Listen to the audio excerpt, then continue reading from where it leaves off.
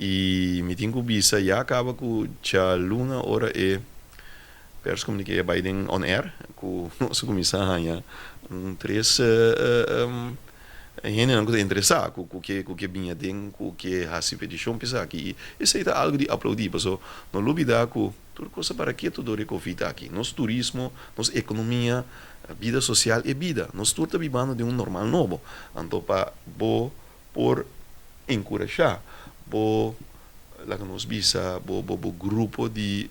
negócio nan chiquito e mediano pode vir com algo novo com o setor novo nós turta boca yen over o setor agrárico para nós me assim algo para o agricultor nada então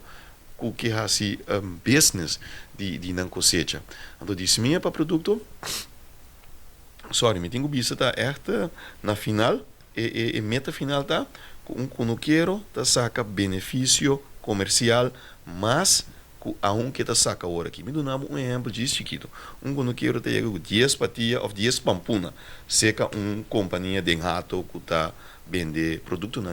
agricultura fruta e verdura digo 10 pampuna cada pampuna $10 está vender 10 mais $10 $100 e quando quero tá antes contante hala aqui tá lá vai pero na nossa para nós por encorajar e empresário e quando quero e dizer ei quanto rato di cara patia e di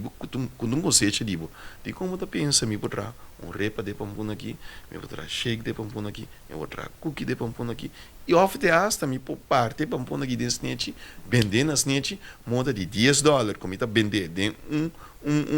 biase zeg maar como cost price mi po saca $20 de então no lugar eu de 20 me saca $200 no lugar de normal liter como eu saca $100 então essa é a meta e a linha de pensamento que nosso departamento de unidade de economia tem